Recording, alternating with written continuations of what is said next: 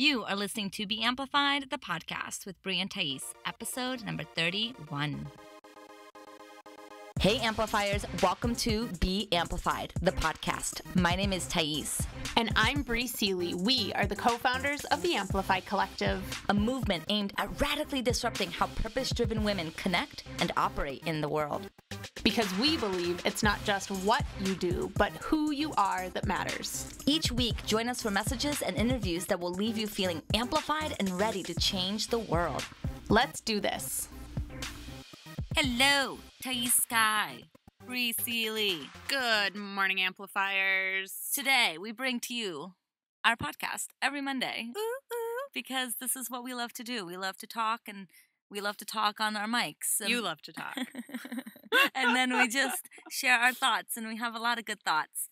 There's been a lot of things percolating in my spirit in the past, since we've picked up since our last podcast episode. It's been 2 months. Yeah, there's been a lot going on in my heart, a lot of shifts, a lot of openings. Brie and I were just talking about it over lunch. Just mind being opened to possibilities of what it looks like to just step into your more authentic self and step your into more amplified self. Yeah, your more amplified self and to really be grounded and intentional and mindful and open. And so we thought we would start off this podcast interview with Emily Ellen, who is amazing. But before we do that, we do have a quick announcement for you all. Those of you that are in Los Angeles. Oh, yeah. We have an event coming up in a few weeks, and we would love to squeeze your face and give you a hug Squeeze your face. Show you how much we enjoy having you in our community. So if you are free on the evening of February 9th, we will be at Sweaty Betty in Santa Monica. Tickets are on sale now.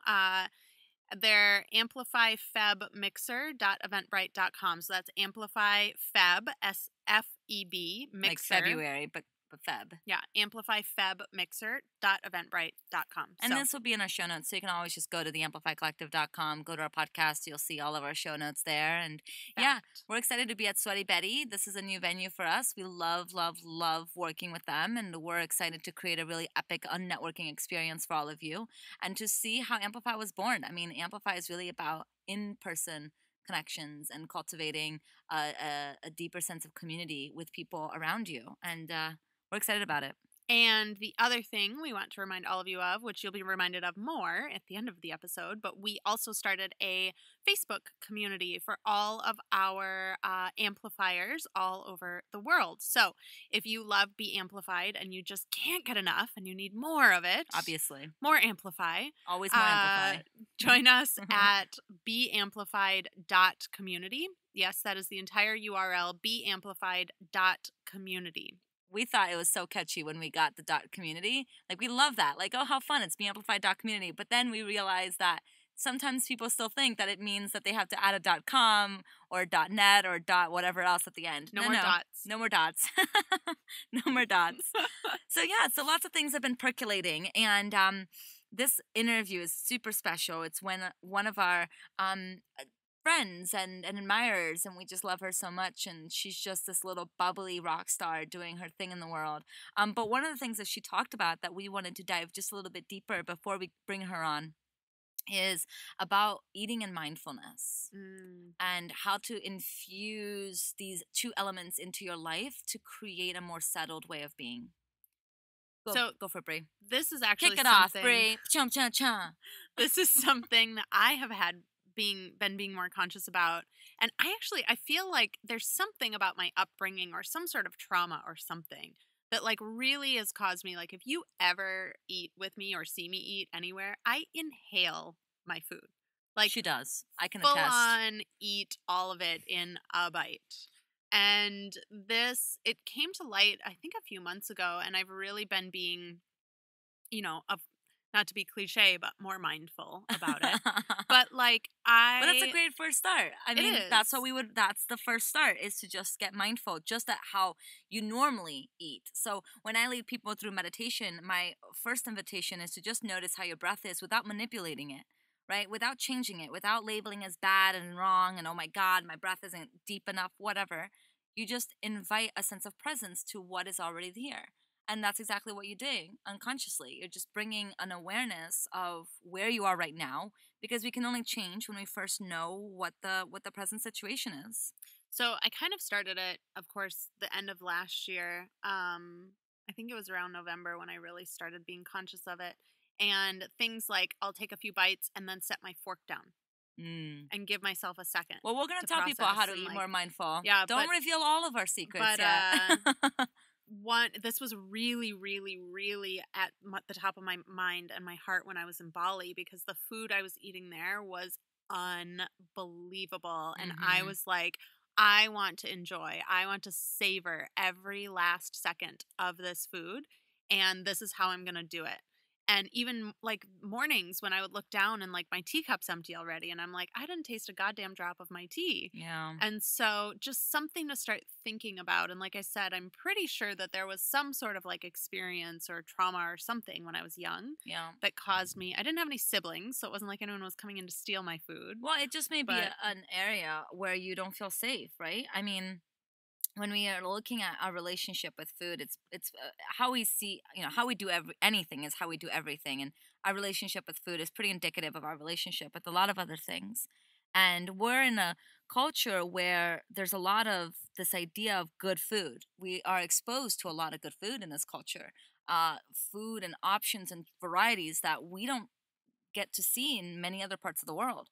If you want Italian, you can have authentic Italian at your hands in 5 minutes. If you want Thai, if you want, Ethiopian food, whatever it is, it's so accessible. So we live in a culture where all the food that you want is readily available, and simultaneously, we have to get things done fast. And we have to move at a fast pace, and we have to go, go, go, and do more, and do.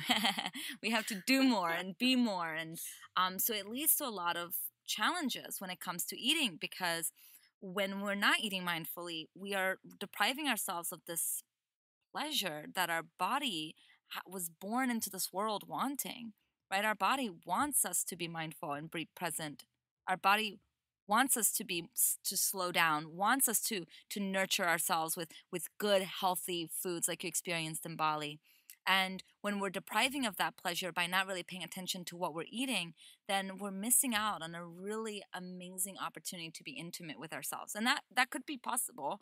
That it's very hard to be intimate with ourselves, and that's why so many of us have a hard time slowing down, right? We have a hard time meditating. When I ask my students why aren't you meditating, it's many of them, when we dig a little deeper, is because I'm terrified of what's going to happen, what's going to show up when I slow down enough.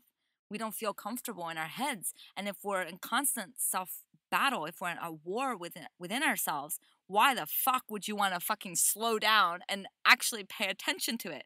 You would want to run the other way. So I feel like food is just a great opportunity to practice being more mindful in every other aspect of your life. And it's going to infuse just more pleasure into your life. And you'll see that once you infuse more pleasure, everything starts to taste good. So another thing I've started doing, I'm all about rituals. Like if you know anything about me, I'm all about my practices, my rituals, my habits, my consistency, all of those things. And so I have also, since I got back from Bali, started to not watch Netflix while I am eating. Okay, but you have to watch the OA. You have to watch the OA. Well, we have to talk about this because I actually logged out of your Netflix account so that I cannot access it Oh, anymore. Brie. But that's a whole separate. We'll This talk about that. Netflix show. Okay, all of you listening, you have to watch the OA and Maybe tell me we'll what do you an think. episode about it. But right now, well, so- but you still shouldn't be. I guess what you're trying to say before I rudely interrupted is to maybe not be watching Netflix while eating. Exactly. So I would, even breakfast, dinner, all the things, like I would eat it on my couch. And so what I've started doing is actually setting my table. Like setting my that's so beautiful. dining room table. Like so many of us deprive ourselves of using a good china for some rainy day, and then the rainy day never gets here. So what if we were to use our good plates and our good silverware and set the table with candles and make it a really intimate experience? I love that you're doing that. Yeah, so I'm setting the table, and then I have a wireless stereo system in my house, and so You're playing yourself some soothing music. Play my music instead of watching TV. And This sometimes is great. sometimes I'll write or journal or read a book or whatever, but it's for me, it's all about taking that moment, because it's so easy to just kind of gloss over meal times and just kind of like get to the other side of it. And that's just kind of not how I want to be living. Yeah. And I'll share another little secret with you guys. This is something that I haven't told anyone yet. Have you told me? No, I Oh. haven't. Oh. So one of my girlfriends that I met in Bali is a feng shui master. Oh. And she told me that her husband, before she met him, used to set the table for two every time he was eating. Oh my gosh. And he met her not long after that. So I'm like, it worked for Ken. Of course that's what you're doing. It worked for Ken. Of course that's what you're doing. So so I'm having fun playing with all sorts of things. In terms of, like, life of a single woman in Los Angeles. Hey, dude, I fucking tried everything. Like, That's really? the best thing I've ever heard. This is pretty minimal compared to, like... So I will say, to set a little context too for you guys listening about mindful eating. So my history, for those of you who may not know, is from a place of emotional eating and very severe emotional eating. Back in college, I started binging, and I didn't understand why I was binging, but I was surrounded myself with people who were, women who were in the dieting plate, which, come on, let's be real, is most college women, feeling insecure with their bodies. So we would go to the gym, and I remember going to the gym for like 3 hours and being on that fucking elliptical for 3 hours and I calculated the calories I had to burn in order to lose weight. But because I was depriving myself so much, I would binge. And the binging, for those of you who may experience emotional eating, you know this. It's not a conscious decision. It's not like, oh, I'm going to eat all of this and it's going to be delicious. No, it's a primal, instinctual, deep in your body, like fire to consume this as quick, like to inhale it as quickly as possible, because something bad is going to happen unless you put as much food in your body as physically possible. So I would consume easily like 10,000 calories in a meal, and I would calculate it out afterwards with my logical brain, calculate how many calories I think I consumed. I would put it in my journal, and then I would starve myself for the next 4 days to compensate. So that's how I didn't gain weight for a very long time, as I calculated my calorie intake and I would starve myself. And then I remember, if let's say I had a binge Sunday night, and Monday, of course, I wasn't going to eat, because the way I thought about it is my body has enough calories. You know what I mean? Like, it's good. It has 10,000 calories to burn through. But then let's say Monday around 3 p.m., I would get hungry. That starving, that place within me that was like so hungry. And I would look at myself and be like, what the fuck is wrong with you, body? Like, how the fuck are you hungry? Like, you just consumed 3, 4, 5 meals worth in one meal. You can't be hungry. And so that was when I started this pattern of distrust with my physical urges, distrust of when I was hungry, distrust of when I was full. I would eat beyond my means. So I disassociated myself from my body for a very long time. I just didn't trust the urges that I had. And, coupled with a lot of support and coaching and healing and therapy and all of the things. So this is just one modality out of the many. It is certainly not a replacement. If you're experiencing emotional eating, this is not going to be the heal for all, but it's super helpful, is the 4 rules of eating. And I got these 4 rules from Janine Roth. She wrote a book called Women Food God, and it's a beautiful book about binge eating and her experience with it. And she introduces these 4 concepts, and I've been practicing these 4 concepts since, and it's changed my life. So one of them is stop when you're hungry, which most people, or stop when you're full, I'm sorry. Not stop when you're hungry, stop when you're full, which most people don't even know when that is. And they become stuffed, right? The next rule is eat when you're hungry. And if you have the desire to eat and you're not hungry, then really look at, why are you reaching for food? And one thing I have to say, Brie, is that I feel like you do this so intuitively, from what I've seen about you, because you have a pretty regimented diet for your health reasons. And watching Brie, it's really cool how she innately already knows these things, right? You stop when you're full. You only eat when you're hungry. You really ask yourself, when you're reaching for food and you're not hungry, why am I eating? And then the third one is to remove distractions. And that's a big one for our society. And that's the one that I just did that. Yeah, that's the one that she did unintentionally, or intentionally, but without knowing the greater plan here, which is, remove the distractions, remove the TV, remove the things that are going to keep you from having this sensual, intimate experience with food. I mean, Emily, our interviewer, she talks about how she cooks as almost a spiritual practice. And so if you can imagine, the food that was prepared on your plate is a spiritual practice by the universe or by God. It's like it came from all over the world. Like an animal gave up its life for you to sustain you, to nourish your body, and you're depriving of that elegance of the system of life by not being mindful of what you're eating. This is another thing I forgot to include. I've been adding all these things, like I just don't. I'm not even conscious of what I've been doing. See, you're just intuitively on point. I have started giving gratitude for my food before I eat it. And, Yes. you know, I had so much stigma around the idea of praying before a meal before, because that's Yeah. quote unquote religious. And I'm not religious and I'm not praying over my food because blah, blah, blah, like all the stories. And then the right? prayer, of course, is just this archaic, like repetition that no one really believes in. So that also fueled this thing of like, no one really prays. They're just Yeah. repeating these words. They don't really mean it. So my practice has now become like I put my hands over my food and I just infuse it with so much gratitude. And not only gratitude that it's in front of me, but gratitude for every single hand that has touched it to get it in front of me. Yes. Gratitude for every, person that harvested the quinoa and harvested the fruits and the vegetables, for, the beings, the chickens and the salmon that like gave their lives for me Yeah. to eat, and like that kind of stuff.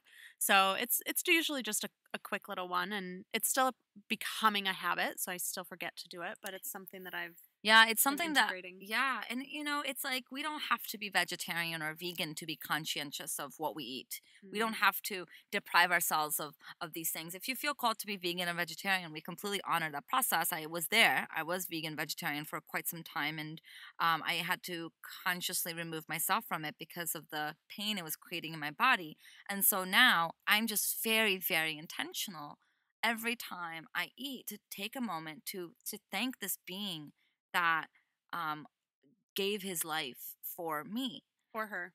or her, yeah, or her life, and this brings a sense of gratitude and mindfulness and slowing down, and you actually get to start to taste the food. Okay, so I've mentioned three of the rules. Okay, eat when you're hungry, stop when you're full. These are something that you have to reprogram yourself, getting used to being hungry, getting used to waiting until you're hungry to eat. It's a whole reacclimation. And then the other one is to remove distractions and notice if you're standing up when you're eating. This is a big one. People will open a refrigerator and they'll eat standing in front of the refrigerator. Take a moment, put it on the fucking plate, go to sit the fuck down, pray, or at least say, thank you, Jesus. No, thank you so much for this food. And then the last kind of rule, or it's not a rule really, people. It's more like a guideline, more like an invitation. The fourth rule is to chew your food. This is a good one for you, Brie. Really? Chew it. So wait, it doesn't just go straight down the No, tube? no. I see the way my dog eats food, right? Like they take as little bites as possible to get the food into their belly. Like he'll chew twice and then just like swallow this whole chunk of That was meat. disgusting. Well- that noise that you just made. I was trying to be graphic here. I was trying to make people understand the experience. It's like that's dogs' digestive system, because their digestive system starts at their stomach, whereas the human digestive system starts in our mouths. So when our mouth is watering, it's releasing important things, shit, I don't know the technical words, that actually help break down the food. So scientific. I know. It's been a while since I had to put on my nutrition hat. But when you chew food, especially carbs like rice, what you're doing is you're breaking down the components of the food that allows your body to then digest it properly. So the majority of the food that we are eating, we're not actually pulling out all the nutrients that we can be, because we're not chewing it properly. So the guideline is like chew food 30 times before you swallow. Interesting. I feel like that's a little too much. That seems excessive. It seems a bit excessive. But at least chew it until like don't even like chew while you're like putting your hand on your plate and like figuring out your next forkful. Like when you chew, like put your shit down and actually notice the flavors in your mouth. Like we're so busy onto the next bite, we don't even notice what's in our mouths right now. And that's an intimate experience right there, right? Like knowing this yummy broccoli and the crunchiness and feeling the flavors of it, you'll find that you're gonna eat less because you're actually digesting your food properly. You're gonna notice when you're full because you're slowing down enough to listen to the feelings of your body. It's a completely different way of looking and relating to food. So there's one more aspect of mindful consumption that I want to. Well, it's not technically eating, so I'm gonna say I consumption. understand. I understand. That I want to dive into quick before we bring Emily on, and that is the idea of mindfully drinking and consuming alcohol and caffeine. Oh, good call, Brie. Because this Yeah. is something like with my Candida diet that I've been on for the past year and a half, I really have not supposed to be drinking. And so I haven't really been drinking for the last year and a half, a little bit here and there. But now when I do, when I have a glass of champagne, I feel like shit in the morning.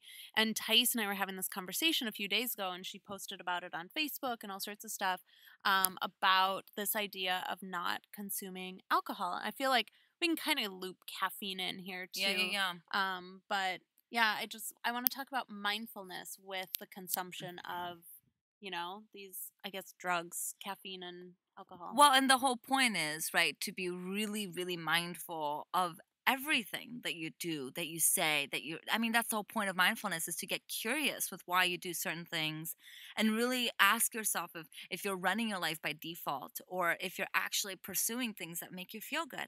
And I was having this conversation with my dear friend Rachel in Seattle, and she's just this brilliant woman who had started to investigate what it could look like for her to go alcohol free. So, she's not. See, here's the thing. When we talk about going alcohol free, a lot of people immediately assume, well, I'm not an alcoholic. I don't have to do that. But we're not talking about alcoholism. We're not talking about the rampage of addiction to alcohol where you're, drinking yourself to a stupor every night. We're talking about the everyday consumer. Well, because so much, especially as women, so much has been done to like normalize this idea of like having a glass of wine at night to unwind. Yes, there's even studies that show that it's good for the heart. Well, you know why it's fucking good for the heart? Because we're stressed out motherfucker beings. And like, yeah, taking a glass of wine is gonna chill us fuck down. Which, yeah, of course, it's gonna be good for the heart. You know what else is good for the heart? Taking a walk, meditating, doing yoga, breathing. We do normalize alcohol. It's the one drug that I feel like people question you for quitting. And so Rachel and I were talking, and she was talking about how she's been slowly and considering the possibility of going alcohol free. And uh, once she said that, Brie, like I remember exactly where I was, and she was texting me, and it dawned on me, holy shit, I think I need to go alcohol free. And that was scary because I love my beer. I love my glass of wine. I love my wine. So for me, and this is one of the things, wine and coffee both. I learned to drink both of them in Italy. Yeah. And so for me, it's like part a of that. culture thing. It's an experience. It's like I used to sit down and have 4-hour dinners and a bottle of wine with friends. Yeah. And it was the experience, and we were mindfully like eating and consuming and being in our hearts and being present with one another and all those things. And so for me to have a glass of wine is kind of like reconnecting me with that aspect of myself. It's Yeah. taking me back to that place. Like Yeah. same with coffee. And now I don't really get to have either. Yeah. Yeah. So again, we're not talking about those that may be addicted to these substances. We're talking about those who consume like a regular consumer, maybe a bottle a week or a couple glasses a week. But you're starting to notice that every time you do so, you don't feel good. And that's the thing. Why are we doing things that make us not feeling good? So I will have like a glass of wine or a beer, and the next morning I wake up groggy. I wake up like feeling so dehydrated, so sick. I just don't wake up feeling my best self. And then you want me to go speak on stage and do podcasts and mentor my clients. Like, how am I supposed to show up fully for my life, especially the high energy life that Brie and I lead, if I'm feeling hungover from one glass?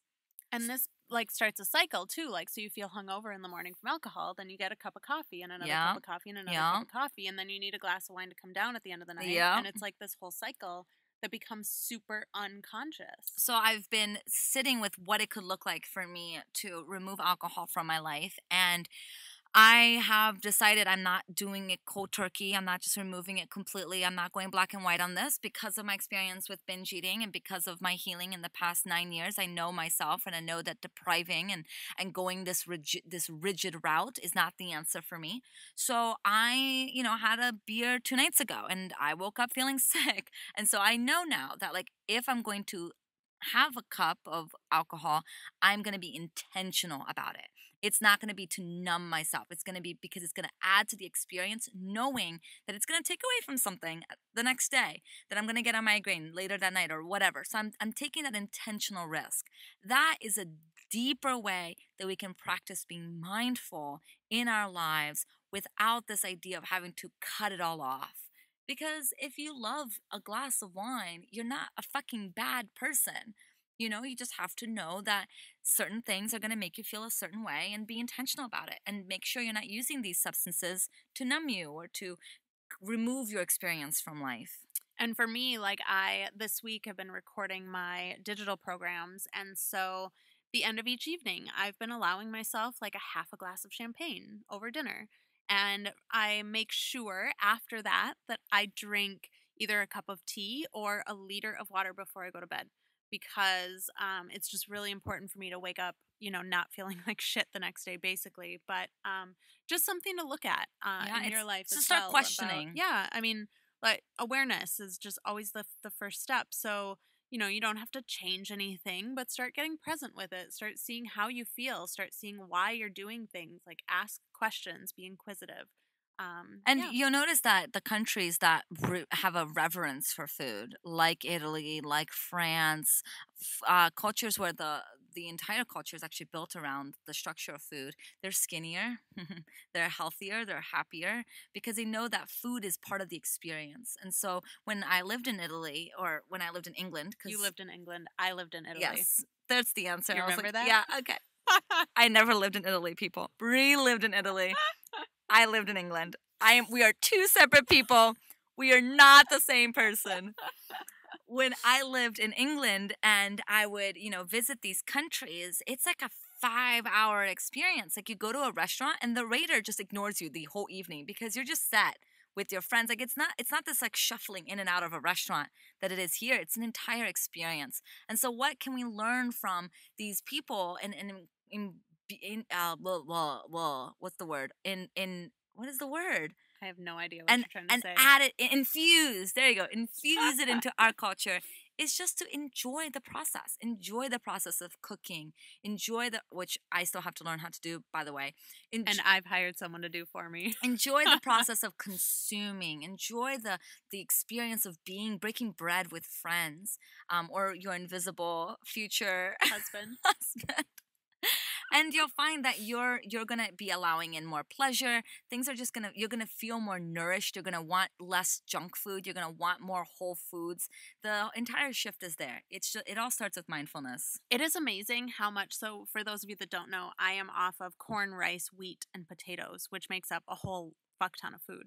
And I mean, pretty much all American food. plus coffee and alcohol. And since I got back from Bali, since I had those 2 weeks of just like actual, like such great food, like I ate raw vegan almost the entire time I was there. I have not craved corn, rice, or potatoes once Yeah. since I've been back in the States. Yeah, see, so it's not from a punishment, right? It's not from like you can't have it, so never have it because you're a bad person if you have it. It's when you infuse your life with just good food, you're naturally not gonna want shit food. I grew up on McDonald's and Taco Bell because my parents didn't know any better at the time.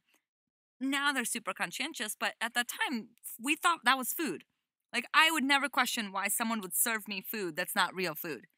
And then once I started to learn and get older and understand what these fast food companies were doing and how a hamburger from McDonald's is not actual food, it's like so processed. There's like only 1% of an actual ingredient in there that is edible. I actually have no desire for it. Like feeding my body poison is not exciting to me. And so I don't need to say I'm never having fast food again. I just educate myself. I just start to incorporate, better foods. And whatever food is in front of you, eat it mindfully. It's so funny that when I went off potatoes, my mom called me up and she's like, it's a good thing that McDonald's French fries aren't actually made of potatoes. You can still eat those That's now. amazing. That's the best thing I've ever heard. Because you know how much we love Mama Seely. You know how much I love potatoes. I mean, she loves potatoes. I love potatoes. Yeah. So that she is was amazing. She was like, oh, you can still have McDonald's French fries. That's the best thing I've ever heard in my entire life. McDonald's is gonna sue us or something. Yeah. Anyway, let's bring Miss Emily on because she is a fucking expert at this stuff. She's brilliant. She is retro rad, and she will have all sorts of things to say about these. Let's do it. And just a quick reminder, if you're in Los Angelino, come visit us at our upcoming mixer on February 9th at Sweaty Betty in Santa Monica. It's going to be brilliant. All right, let's bring on Miss Emily.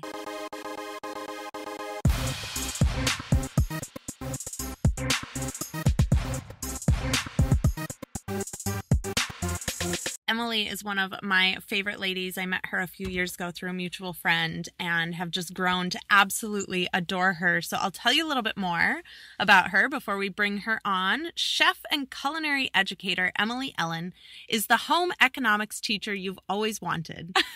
She's the mother. That's amazing. She's the mother of retro rad cooking and encourages everyone to dig through their mother's recipe box, dust off their pressure cookers, and take the old and make it new.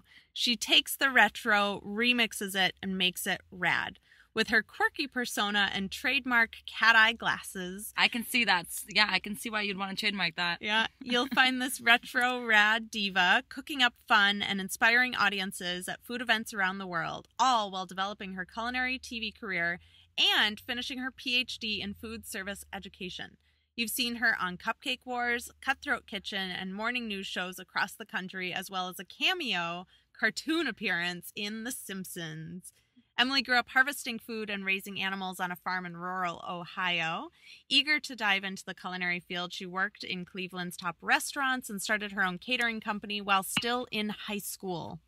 Upon leaving Ohio, Emily graduated with a degree in restaurant management from the Culinary Institute of America in Hyde Park, New York. There she worked as a teaching assistant until moving to Paris to attend graduate school at Academy International of Management. Emily then went on to earn 2 master's degrees. Jeez Louise. I know, right? In hospitality management, one in Paris and one from UCF's Rosen College of Hospitality and Management in Orlando. That's a mouthful. Holy shit. Talk about living an amplified life. Hey, lady. Hello, girls. How are you? So lovely. How are you?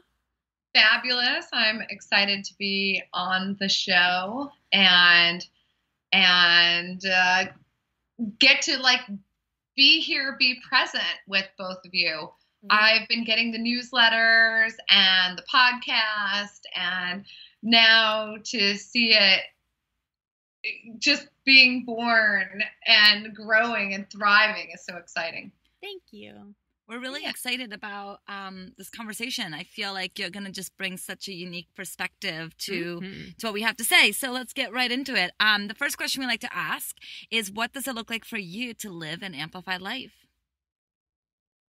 Oh, it looks like eating cheese? No. It's like cheese, right? I see the world through my rose-colored cat-eye glasses. I've always wanted to live an amplified life. Life is so short. It's just a real shame that people don't live to their full potential and just do what they love, and in the process surround themselves with people they love, and then keep supporting those people and bringing the community closer together, and meeting and introducing more positive people, and just living a wonderful life.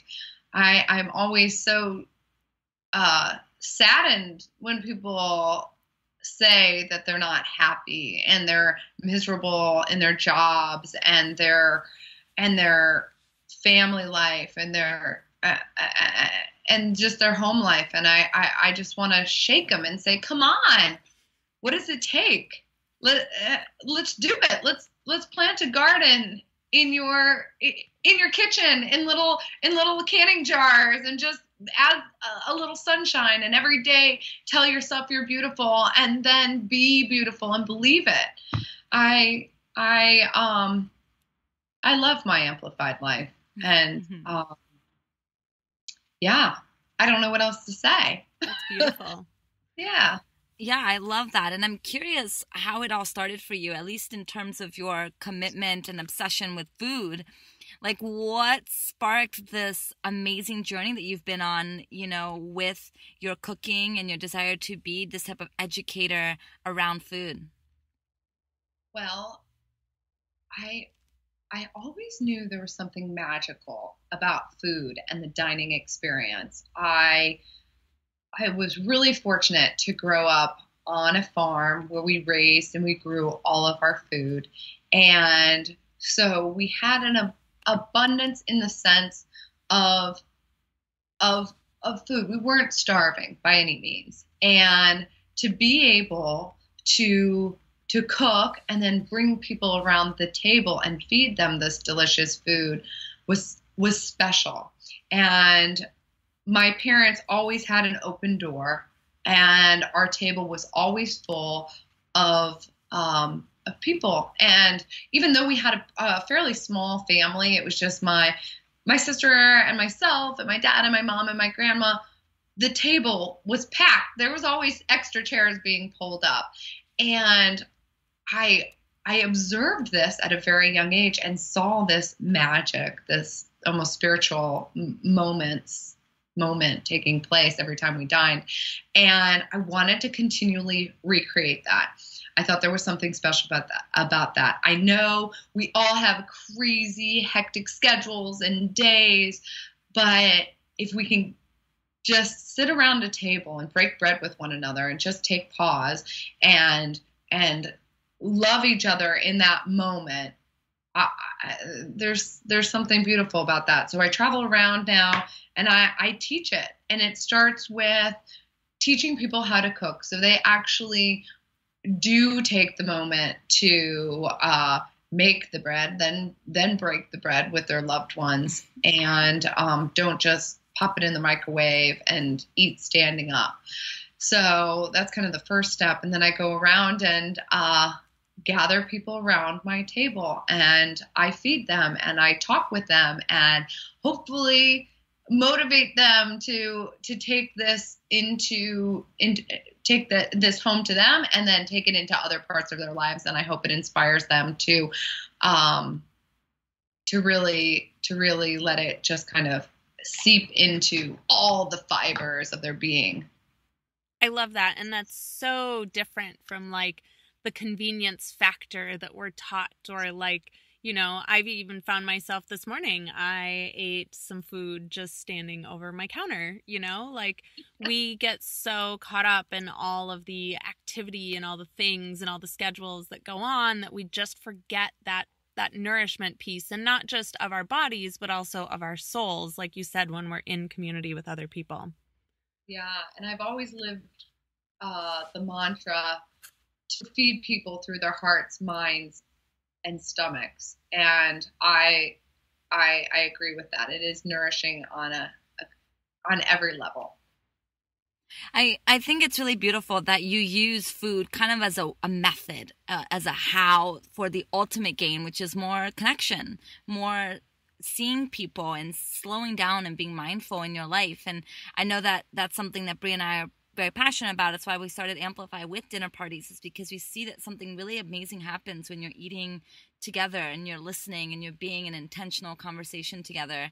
And I'm curious, what's an experience that you had where you really got to be a witness to this spiritual mindfulness conversation around food that it just really sticks out to you?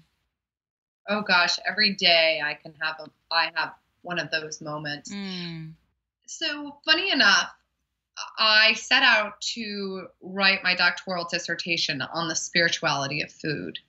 And at first I didn't quite know what that meant. I could feel it. I could.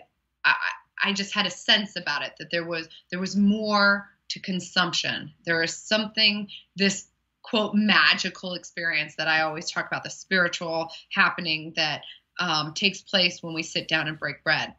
And I went and I started talking to my dissertation chair and all the higher ups in university, and they all honestly scoffed at the idea and poo-pooed it and kind of had this like, spirituality, what does that mean? How are you going to measure it? Blah, blah, blah. And, in total, yeah, you can totally envision it. But then on the flip side, there were these moments, they would take a breath and they would say, I do understand that there is a spiritual component. And everyone would start relaying a story about a spiritual moment that took place around the table.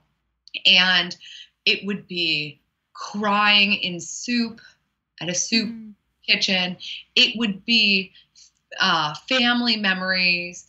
Every time you close your eyes and you think of a holiday dinner, good or bad, you instantly think of who was around the table. Those memories are so strong. You can taste the food. You can smell the food. You are transported back to that moment. And whatever happens, call it spirituality, call it a heightened hedonic moment, a satisfactory, happening moment.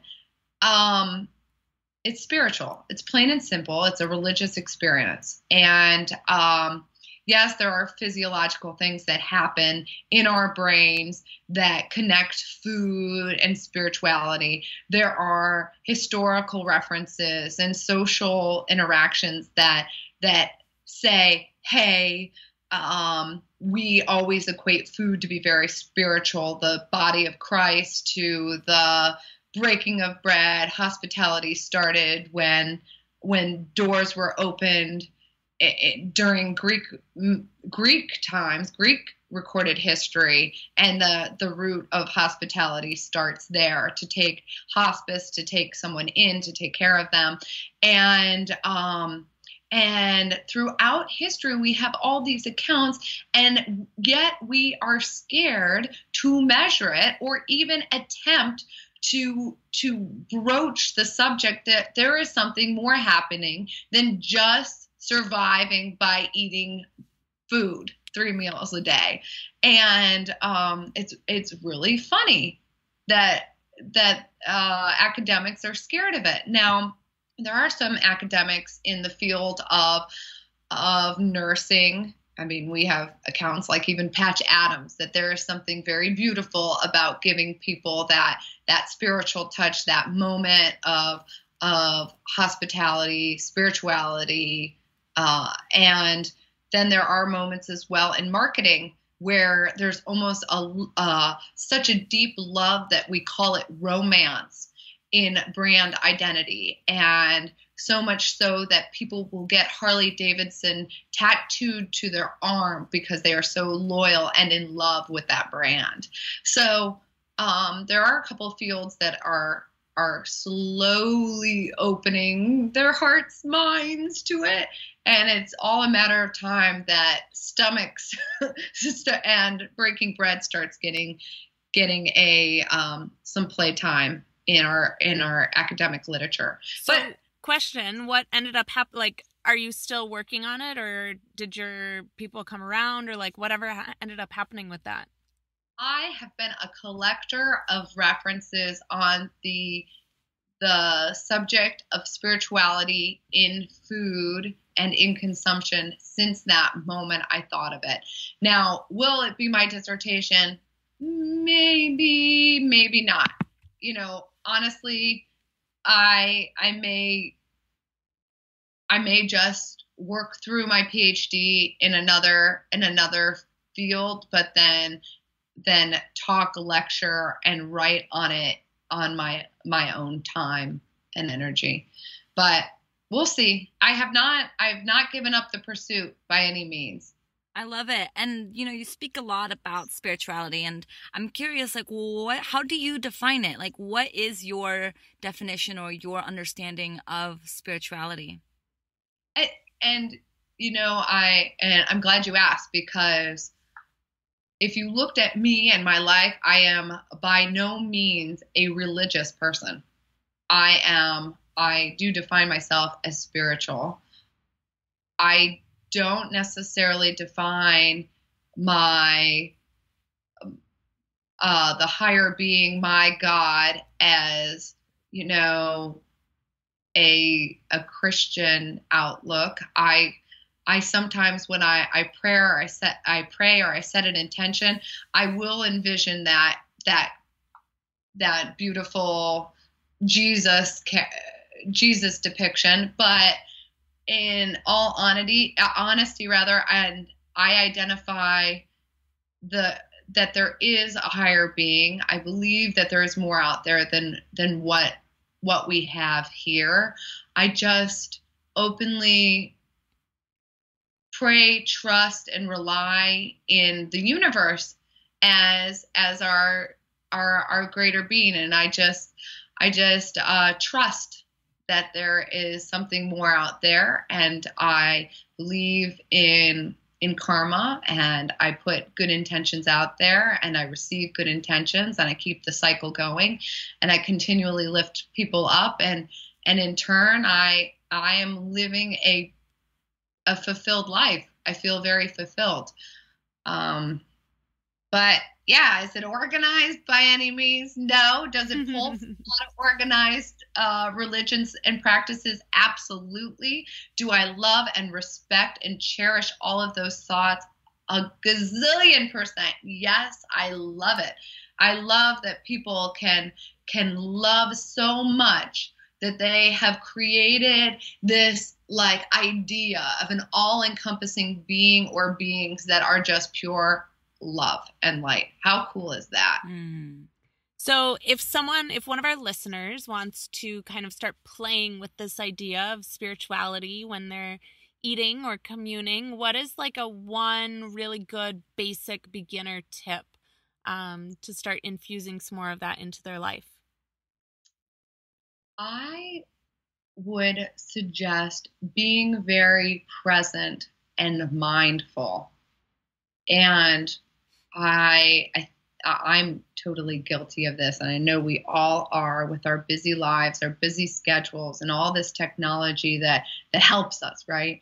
And we create so much chaos and confusion and so much doing that sometimes we need to be reminded that we just need to be still and in the moment.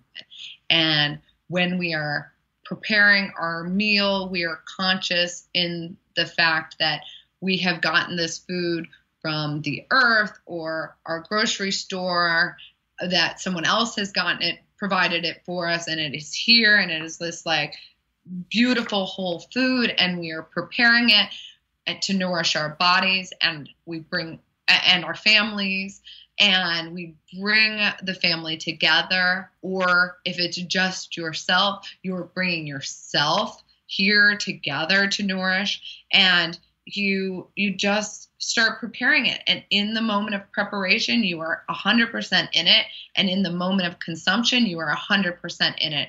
And I think that moment of prayer and giving thanks that so many organized religions do is very real in helping us get grounded and in the moment.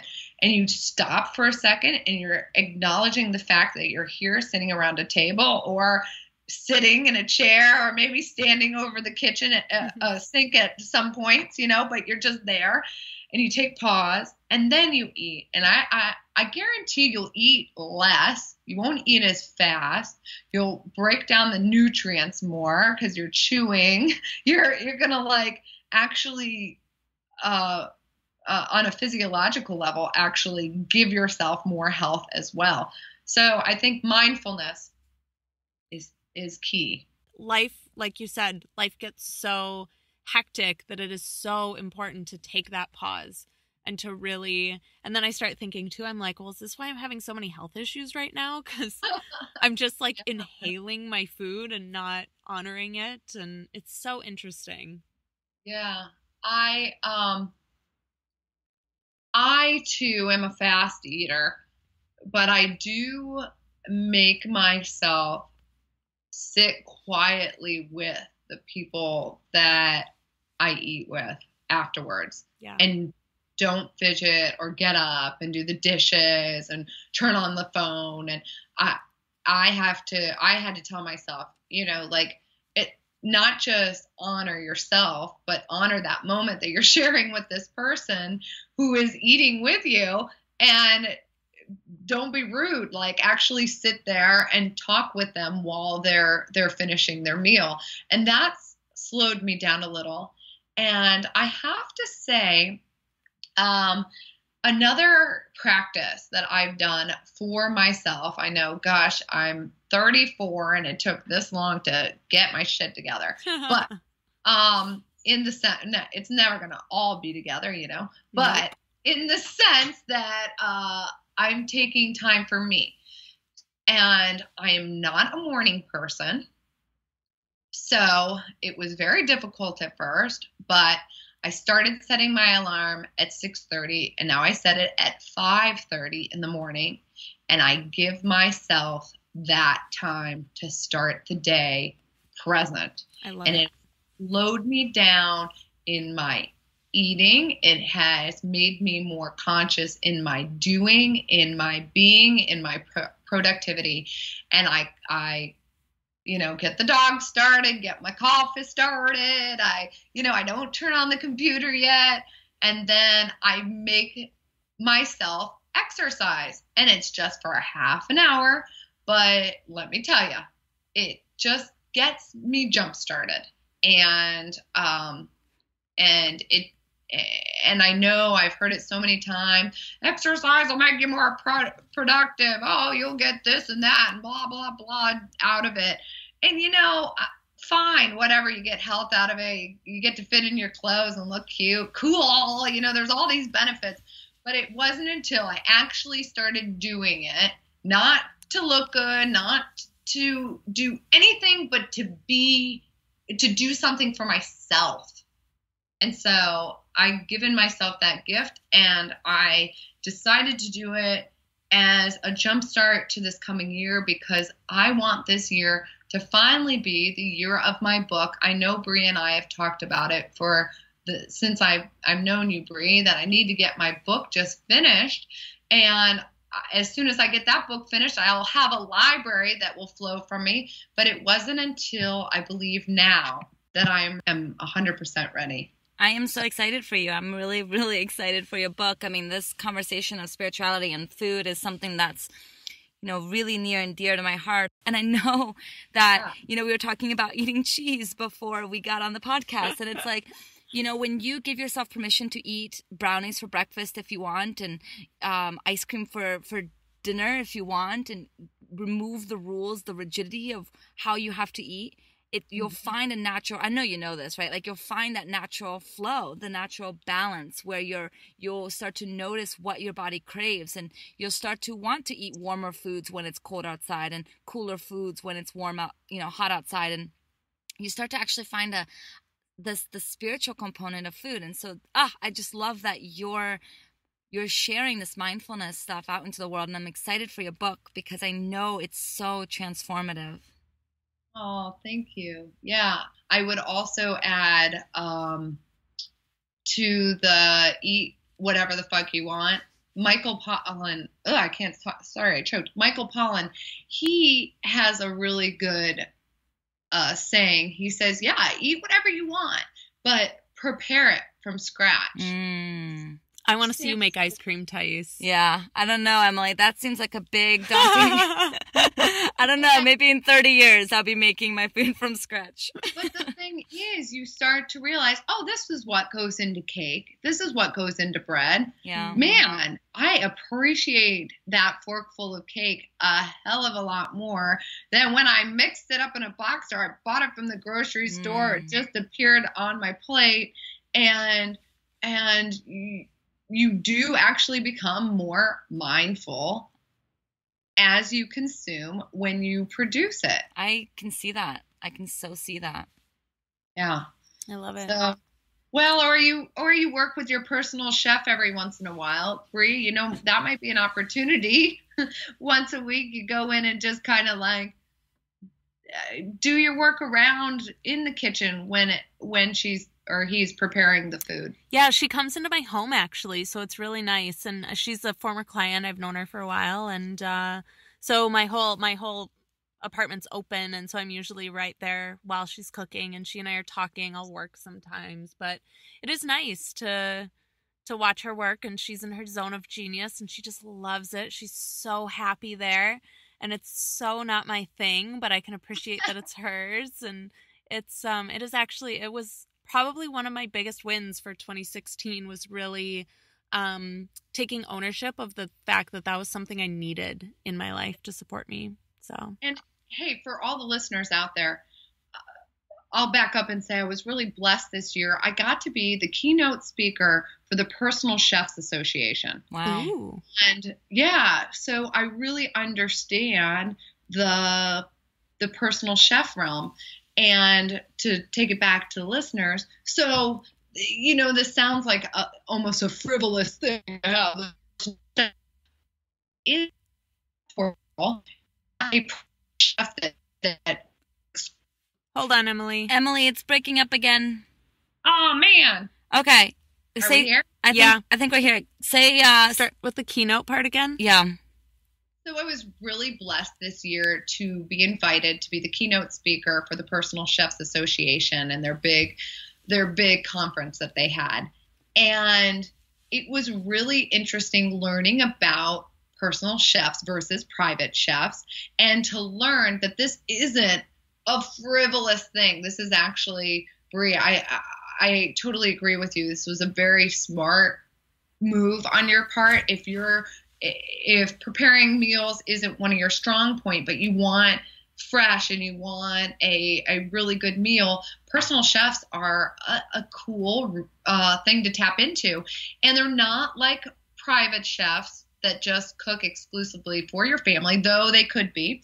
But personal chefs usually have quite a few clients. They go into your house, they prepare the meals, usually for a whole entire week or for a party, and they package it up for you and have all the rewarming information on it. And it's the coolest service, and it's not going to break the bank. And I learned so much about what they do and how cool the service is. And if cooking wasn't my like meditation time where I just kind of am in the kitchen and get to like bumble around and dream, then I would totally get a personal chef. I think it's such a cool thing, a resource to tap into and have. Well, Emily, I am loving this conversation, and the good news is, those of you that are listening, we are going to ask Emily even more questions, but those questions are only going to be available to our Facebook group, and so you want to make sure to join us there. If you're loving this and you want more, join us at beamplified.community. You're going to learn some really cool things about Emily, so stay tuned. And Emily, for those listeners who want to know more about you and want to connect with you, what's the best way to do that? Well, they can check me out at emilyellen.com, my website. And of course, there's all the links to the social media. So you can follow me on Facebook and Twitter and Instagram and all of those fun places. But right now, speaking of cheese, we've been talking about cheese in and out of this conversation. And it's because I just sent you gals a 2017 cheese calendar. Woo-hoo! This year, I partnered up with Frigo Cheese, the oldest Italian-American cheese company, and we are literally cooking up a year-a-thon. I've been producing 4 recipes for their website every month, and then we did the calendar. So if you want instantly good cooking ideas and recipes, go to Frigo Cheese to their Facebook, and you will be pleasantly surprised with the fun, cheesy dishes that I'm cooking up. I love it. It's such a kick-ass calendar. It's so good. And her website is filled with amazing, amazing inventive recipes as well. So definitely go find her in all the places. So we'll add that to our show notes for you guys. And we have a mixer coming up on February 9th that we're really, really excited for. We don't have as many open to the public events this year. So this is a really special experience, the first mixer of the year. It's going to be really good, really, really special. We're looking at 40 to 50 women to practice unnetworking and connecting in ways that don't suck. And we'll be at Sweaty Betty in Santa Monica. Yeah. It's going to be really fun and really good. So if you are free February 9th here in Los Angeles, come check out the event. Just go to our website, theamplifycollective.com, and it's super easy to find the events tab, and you'll get all the info there. So thank you guys so much for listening in to Be Amplified. We love you. Go join our Facebook group so you can get more access to Emily. And we'll see you guys next week.